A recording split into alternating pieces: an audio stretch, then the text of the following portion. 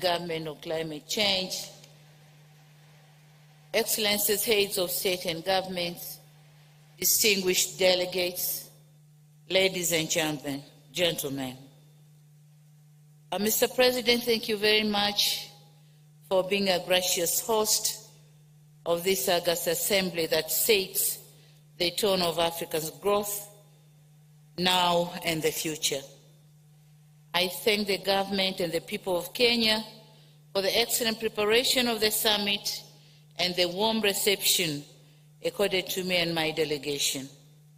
The convening of this important summit is both timely and opportune, as the theme, driving green growth and climate finance solution for Africa and the world, is quite befitting, especially now ahead of COP28, where parties will take stock of our efforts to address the climate crisis and commitment to address both climate crisis in the context of the Paris Agreement and the Climate Convention itself. Excellencies, the stakes are high and actions have to take place not tomorrow, but today and literally now. As Africans, we have no choice but to seize the moment to capitalize on its potential to offer solutions to green growth and decarbonization, and while creating resilience to its our communities and economies. We can no longer afford to address economic development, climate change, and African poverty burden in isolation. The interplay between development and climate change is undeniable, and this interlink demand integrated and coherent solution that will provide opportunity for socio-economic development of Africa. Excellencies, while the continent is highly impacted by the changing climate, it is nevertheless holding the key to solving the climate challenge.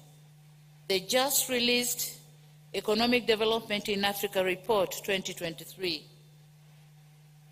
shows the potential of Africa to capture technology-intensive global supply chains, and it said it's all about development of Africa with climate change.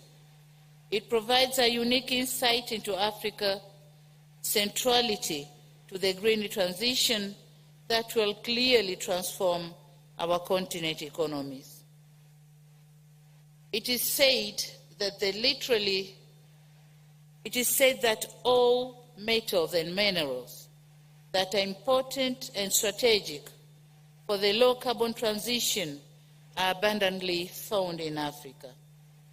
And these are chromium, lithium, natural graphite, nickel, niobium, rare earth metals, silver, and many more. Given the abundance of these minerals, the continent needs to reposition itself not only as a supplier of raw materials globally, but strengthen the value chains by ensuring their conversion into intermediate and final products is done within the continent. As critical minerals, as they were called critical minerals, they have to make critical contributions to our internal revenue collection and employment creation. They also have to contribute critically in the environmental protection in our countries. So having all these, Africa has to stand firm to use the materials for our own development. Excellencies, human capital dividend in Africa is another force to reckon.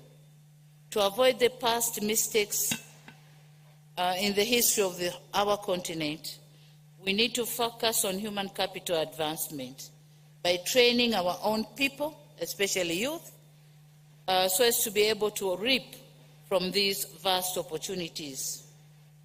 We need to consider the climate crisis as an opportunity to address the youth unemployment challenges. Excellencies, beyond the African potentials, we have potentials in our